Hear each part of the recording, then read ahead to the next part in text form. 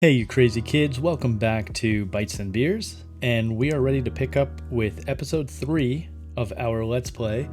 We're playing Police Quest in Pursuit of the Death Angel, the original EGA version by Sierra Online, published way back in 1987.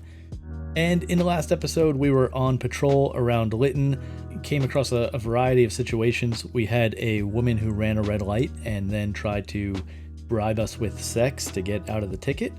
But of course, being the veteran by-the-book officer that we are, we declined her offer and wrote the ticket.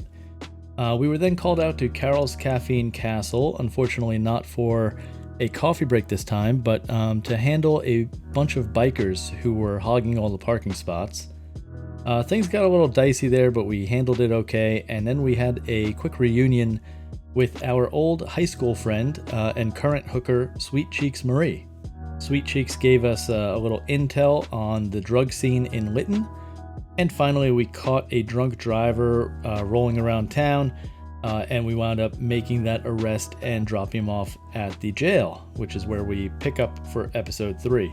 Right at the end of episode 2, we also learned from Laura Watts, narcotics detective, that there is an opening in narcotics that will be filled by a street cop, and she encouraged us to put our name in if we are interested, which we definitely are. And also the jailer told us that Sergeant Dooley had called, and we have to get back to the station to see what's going on. Not sure why he's so angry, but hopefully it's nothing that we did. Okay, so let's get back to the police station and see what's going on. We need to remember to get our gun out of the locker here. You remove and holster your weapon.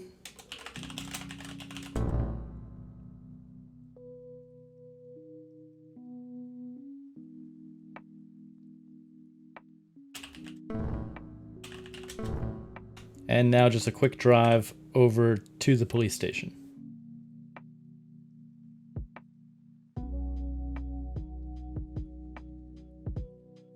Okay, here we are.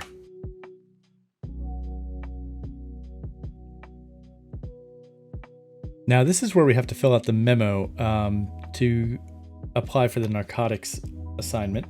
So let's go ahead and write a memo.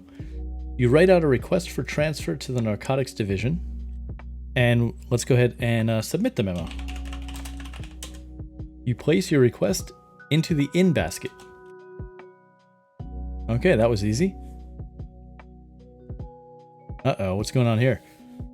If that gremlin keeps messing with me, says Sergeant Dooley, I'm going to notify Internal Affairs to start an investigation. When I find out who the little weasel is, says Sergeant Dooley, you'd better believe that he or she will be walking a footbeat from the river all the way to Joe's junkyard. Okay, so he's obviously fired up. Sonny, you should have seen Sergeant Dooley when he first discovered that chicken. He threw a screaming fit and wanted the lieutenant to dust for prints. What chicken?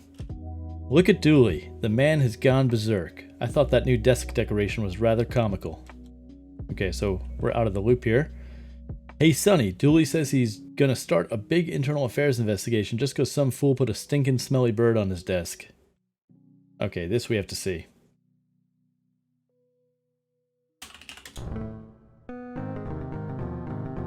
You can hardly believe your eyes. A full-grown chicken with its legs tied together is flapping about and clucking raucously right on Sergeant Dooley's desk. Feathers fly everywhere, but that's not the worst. Unfortunately, the chicken has lost control of her bodily functions. The mysterious gremlin has struck Sergeant Dooley again. Sonny, if I find out you are that inconsiderate, worthless gremlin, I'll hang you out to dry. Oh, I feel bad for the chicken. It's probably terrified. You think to yourself, this is one excited chicken as you watch it flop, squirt, and cluck around on Dooley's desk. You bite your lip trying to keep from laughing. Okay. We're gonna leave Sergeant Dooley with his chicken conundrum here. Hey Sonny, you're off duty, aren't you? Some of us are going by the Blue Room to throw Jack a little surprise party. After you change clothes, why don't you stop by? The dancer we hired for Jack's party is something else. Okay, I'm always down for a party. And I guess we're off duty now, so let's put our patrol keys back on the board. We will replace our radio. You return your radio extender to the recharge stand. Oh, look at this chunky cop. He's like almost our twin, except he's fat. Yeah, this, I mean... Yeah, that guy's definitely a bit chunky, huh? Alright. Enough nonsense. Why do these guys follow me around? Oh, here's our friendly janitor. Come on, man, give me some room before I mop a shine onto those big feet of yours. Easy, fella, easy. Okay, so, we're going to put our gun back and our ammo. We're going to put our case back. You return the contents to your briefcase and place it in the locker. And regulations dictate that we take a shower before and after shift, so let's grab our towel.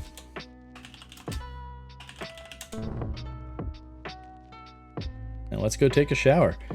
The Police Quest series not only teaching proper police procedure, but also teaching proper hygiene. Ah, nothing like a nice hot shower. Alright, that should do it. Make sure you turn off the shower here, otherwise you get docked a few points. Also, I think if you go in with your clothes on, you get docked a few points also. Okay, this janitor now is kind of being a dick. I mean, I'm just trying to get change in my locker, man. Alright, let's get our clothes. Let's grab the keys for our Corvette. And here we go. Casual Sunny. Ready to hit the town. White pants. That's a little aggressive.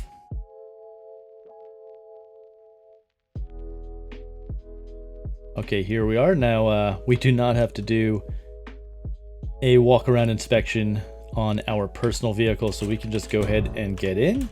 And here's something you wouldn't really know, but you do get points for it. Your wallet is in the car.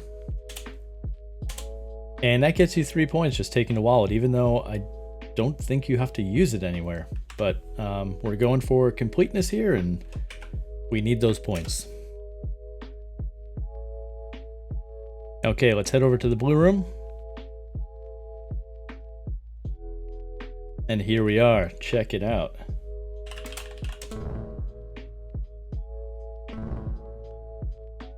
This definitely looks like a bit of a dive, huh?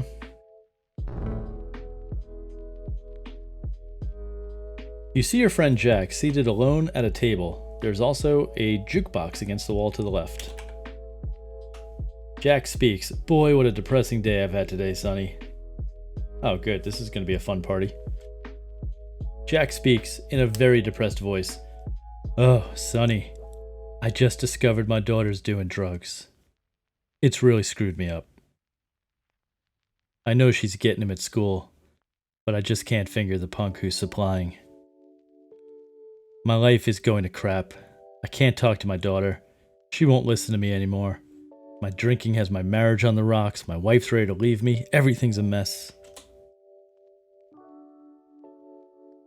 Well, well, well, Jack. Aren't you going to be thrilled? We are throwing you a birthday party. So cheer up, bucko. Hey, Keith, you say, how's it going?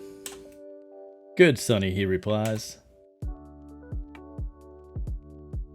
Oh my God! It's my birthday! Jack is totally surprised as everyone sings happy birthday.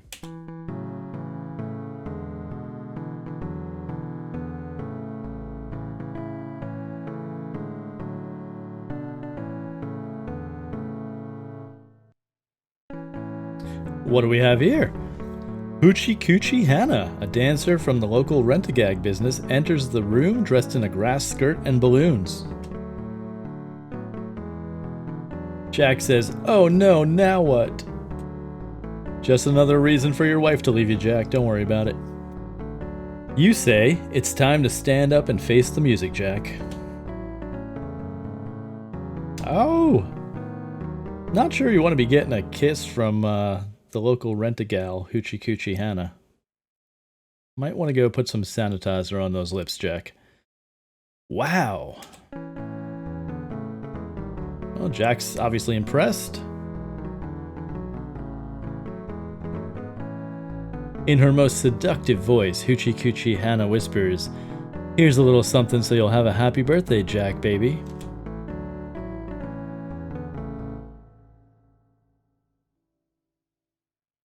Keith says, "Well, Jack, you old codger, what did you think of Hoochie Coochie Hannah?" "You know, Keith," Jack answers, "I think I'll ask Santa to put her under my tree this year." Well, apparently Jack's feeling a little better. Keith pipes up, "Oh my gosh, Sonny, did you forget? We swapped shifts last week. You're due at the station for swing shift briefing in 15 minutes. Oh shit. Alright, we gotta roll. Bye, guys. Bye. Luckily, we have a Corvette. Should be able to get back to the station in record time.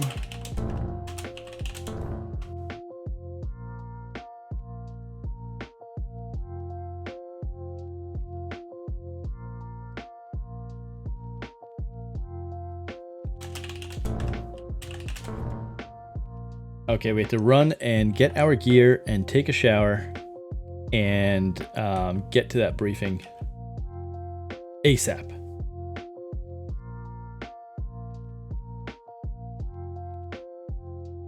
Hey, everyone's here. Can you believe that, Morris Fudley? I hid all the soap and he's still in there showering. I wonder if his wife goes down to the river to bathe. No, his wife's probably showering at home if he's here all the time using the shower. That's why you'll never make detective. Use your head. Come on. Sonny, I heard a rumor that Sweet Cheeks Marie has the hots for you. You'd better watch your step, because those hookers will put their hooks in you before you know it. Speaking of girls, that Hoochie Coochie Hannah is sure one spicy dancer. She drove the guys completely crazy. Okay, let's open our locker here.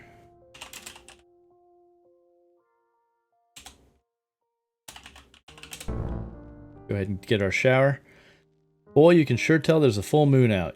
You should have seen the nut I arrested last night for being under the influence of drugs. This dude was so wired he was nude breakdancing on loose gravel. His back looked like raw meat. Oof. Nothing like a nice hot shower.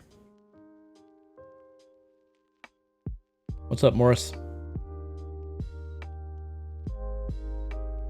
Hey, bud. Hey, man, what are you staring at? Not a lot. Haha. Okay, shower is done. Let's get our uniform.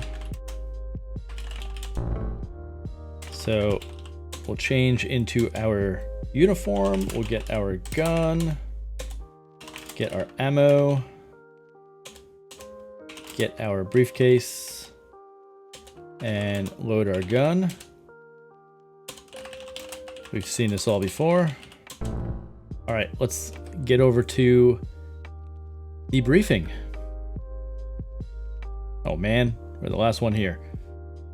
In his firm voice, Dooley reminds you, being punctual to briefings might keep some of those corrective memos out of your pigeonhole, Bonds. Now find your seat. Whew. Embarrassing.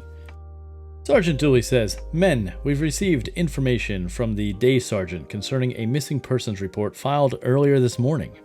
It seems that a Mexican male, physical description of 5'8", 145 pounds, black hair, brown eyes, by the name of Jose Martinez, was last seen by his wife 2 days ago, getting into a late model light blue Cadillac."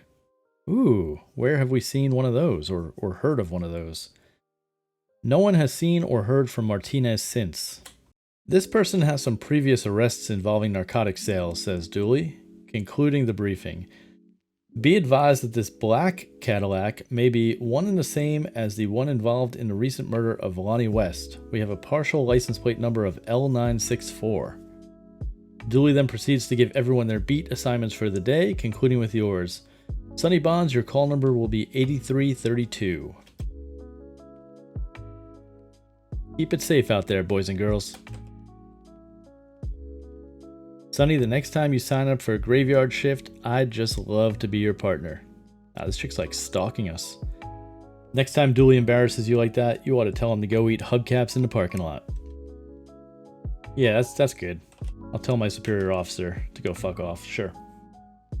Boy, Judge Palmer sure ticked me off this morning by finding that sleazy dude not guilty. What a judicial jerkette she is. Where do you guys think you're going? You should buy a new watch, Sonny. You might show up on time for once. Screw you, buddy. I'm late for court, Sonny. Catch you later. Okay. And what do we got? One left over here, I think. Boy, Sonny, Sergeant Dooley is hotter than a pistol at you. Yeah, well. You check your pigeonhole and find a sealed envelope. Ripping it open, you read a message from an unknown informant advising you of illegal, high-stakes gambling in the back room of the Hotel Delphoria cocktail lounge. You vow to remember the information and discard the envelope and message. Why wouldn't we hang on to that? I mean, we're carrying around a briefcase already. Might as well stick that in a briefcase, right? Okay, let's get our radio. Get our keys. And head back out on patrol. Pulling a double shift today. Okay. New patrol, new safety check. Let's make sure we do our walk around.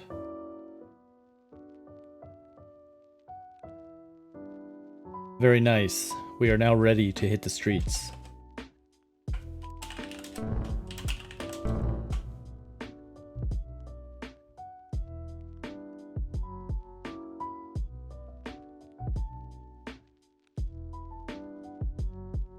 Here we go. Dispatch relays. 8332, be advised, possible stolen vehicle reported in your vicinity. Vehicle is light blue, late model Cadillac, last seen near Jefferson High, possible drug involvement. Approach with caution, 10-4. Okay, so this is the car everyone's been looking for. Let's try and pull this guy over.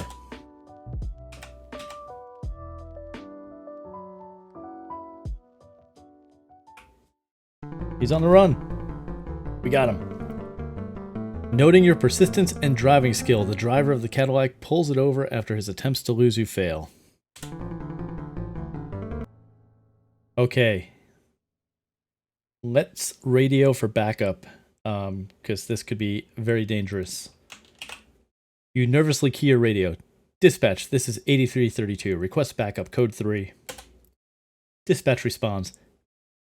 Be advised, 8331 is responding code 3 to your location.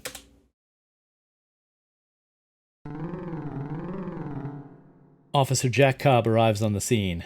Cobb radios dispatch. Dispatch, be advised, hold all radio traffic until code 4 confirmed. Dispatch responds, affirmative. 8332, this is 8331. Sonny, I'll cover you from the passenger side of your patrol car while you make contact with the suspect.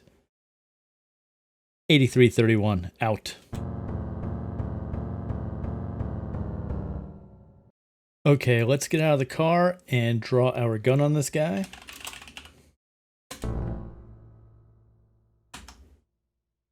Okay. Let's tell him to get out of the car. Be careful. This dude's dangerous.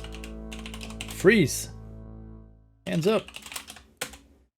The suspect falters for a moment, then slowly raises his hands. He realizes he does not have a chance and follows your order. Get down, buddy. Okay, I'm lying down. Alright, let's go ahead and cuff him. Jack says, I've got him covered, Sonny. Go ahead and cuff him. You apprehensively approach the suspect, sensing his desperation. You feel relief as you close the handcuffs around his wrists. Alright, get up, scumbag. Follow me. You order the suspect into your patrol car. He submits with a sarcastic, "All right, jackass."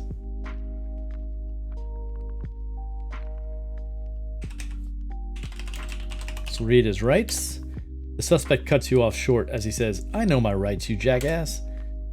To be safe, you read his rights to him anyway. Carefully, you admonish your suspect of his Miranda rights. You have the right to remain silent. What you say may be used against you in a court of law. You have the right to an attorney. If you cannot afford an attorney, one will be appointed to represent you before questioning if you wish. Okay, we'll search him. You search the suspect and find only pocket change.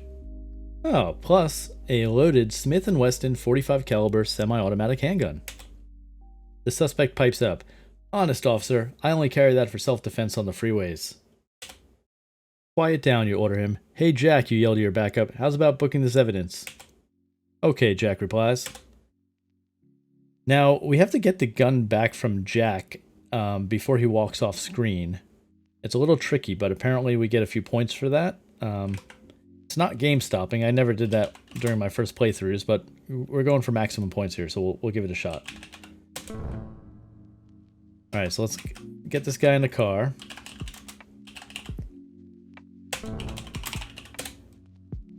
There we go. You carefully handle the gun so as not to smudge any possible fingerprints. And I guess we can... I don't know why you have to do this. We can get the gun later from evidence, but here's the serial number. SW9764912. And we'll give the gun back. "Hey, Jack," you shout, "book this gun." Yeah, we get 4 points for doing that. Not exactly sure why. Alright, let's go back and examine the car here. Let's look at the door first of all. Say, the door jamb of the suspect's vehicle is black instead of light blue. A closer examination of the door jamb reveals the vehicle's VIN plate. A quick rub with your thumb uncovers its number, C03456218. So that matches the stolen car for Malcolm Washington that was mentioned to us in our very first briefing. And this confirms our suspicion that the stolen black Caddy and the light blue Cadillac, which has been involved in a couple different drug crimes already and murders, is one and the same car. So this is good. Okay, let's search the car. You look at the floorboard, the seats, even under the seats, but you find nothing. Then you remember the glove compartment. And look what we got in the glove box. You observe a black notebook and 2 driver's licenses. You open the notebook. Okay, so we have the criminal's day planner here, it looks like. Let's see if there's anything interesting. $2,000 COL RG. Not sure what the RG is. COL, maybe collateral, something like that. Set up HD gambling. Well, based on the anonymous tip that we got in our pigeonhole before setting out on patrol, I'm going to guess HD is Hotel Delforia. We have an entry for blackjack. We have an entry for initiate plan for dealer RO. Not sure what that is. Meet JM and LW. Now these initials make sense. LW could be Lonnie West, and that was the small-time drug dealer who was shot in his car and then crashed his car into the wall. That was the auto accident we were called out on in episode 1. And JM might be this Martinez guy that we were just briefed about. Cindy, $100. Ammo. Meet NW Boss. 3 o'clock lunch with Robert G. Discipline Pimp number 1. Discipline Pimp number 2. Oh, look what we have here. Terminate LW and terminate JM. Sunday, poker with JB. Not sure who that is. Evaluation of drug saturation plan. So these guys are actually having conference calls and board meetings for their drug activities. It's very high end. Cash profit total. Phone East Coast. Meet the Gutless Wonder. Initiate Plan 3. Okay, that's all we got here. You leave the suspect's black book undisturbed to be impounded with the car. Let's get these driver's licenses. So we have 2 licenses here. One for Marvin Hoffman. And remember Sweet Cheeks Marie, when she was giving us some drug information, she mentioned a Hoffman or Kaufman somehow related to the Death Angel. So maybe this guy is the Death Angel or is working for the Death Angel. 6 foot, 194, black hair, blue eyes, date of birth, June 2nd, 56, lives in Chicago. And then we have another license for a Leroy Pearson, 5'10", 187, black hair, blue eyes, April 28th, 1955, and lives in Newport, California. Your partner will impound these items into evidence along with the car. All right, let's close the box, and then the last thing I think we need to do is check the trunk.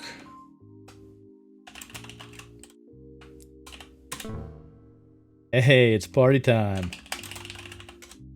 You open the trunk and discover a clear plastic bag containing a white powdery substance resembling cocaine and another clear plastic bag containing a green leafy substance resembling marijuana. Okay, we'll book this stuff into evidence, Jack. Don't worry about it. As you start to examine the evidence, you hear Jack's voice behind you. Just leave that stuff in the trunk, Sonny. I'll impound it along with the car. Oh well. Okay, Jack, you say, see you back at the station. Alright, let's go ahead. We'll just close this door because I have OCD like that. And let's take this gentleman to jail.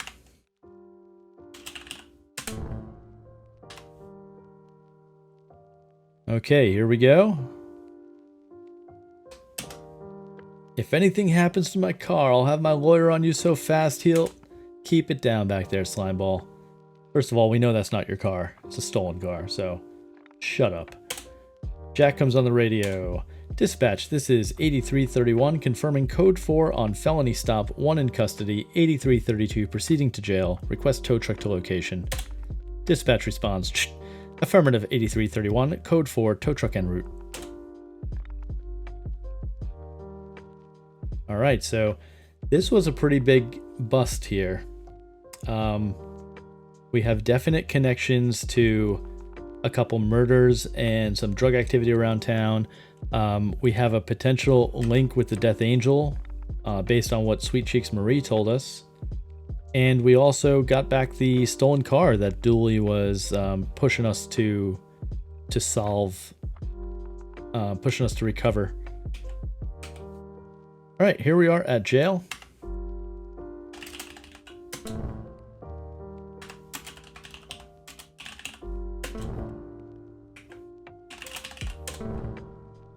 All right, buddy, get out. Get up those stairs, dog meat. The world would be a lot better off without cops like you. Shut up and keep moving, Hoffman. I guess this is your big bust for the day, huh, pig? Actually, it is. Seeing you in cuffs gives me a natural high, punk. Man, this back and forth banter. This is the kind of inside, police information only a real veteran like Jim Walls could bring to the table.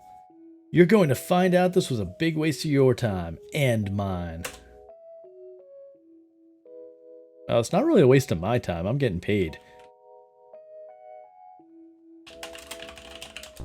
Okay, let's definitely do not want our handgun on us when we take off this gentleman's cuffs. Push our button. You push the buzzer and the jailer releases the electronic lock. Follow me, you order the prisoner. The jailer greets you with a friendly, if you're selling tickets, I don't need any. My goodness gracious, says the jailer. Here stands Bonds again on behalf of the people. This is one bad dude, says the jailer. What are you booking him for, Sherlock? Well, we have quite a bit. I'm gonna say drugs. The jailer responds, okay, drugs will do. Fill out the booking slip and give me his property. What's your name? The jailer asks your prisoner. The name's, Marvin Hoffman, you scumbag, he responds. And that's all you're getting out of me. Deep down, you know this sleazebag is not the man he claims he is. You book him as Marvin Hoffman anyway, hoping his numerous felony charges will keep him in the slammer long enough for you to ascertain his true identity. You hand the jailer the booking slip and the suspect's property. Okay, Bonds, the jailer says, you can remove his cuffs and place Mr. So-called Marvin Hoffman into cell number 1. You remove the cuffs and place them in your handcuff case. Your penthouse awaits you, Hoffman. Shove it, pig.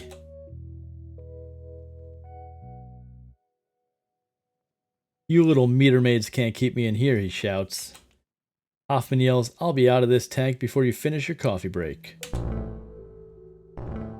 Jack says, well, I see you got that slimeball pusher booked. The car is tucked away and all the evidence is booked. This is one clean bust, my boy. Now look at Jack here. And let's cut back for a second and look at Jack at our traffic stop.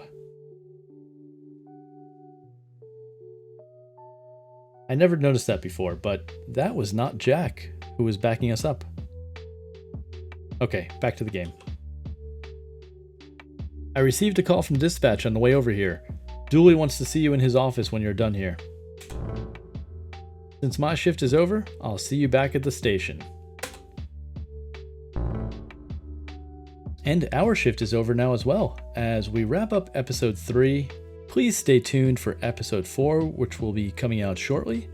And as always, if you like this video, please click the like button. If you want to get notified when I put out new videos, please click the subscribe button. And thank you, as always, for coming by and checking these videos out. It means a lot to me. I will see you soon for the next installment of Police Quest: In Pursuit of the Death Angel.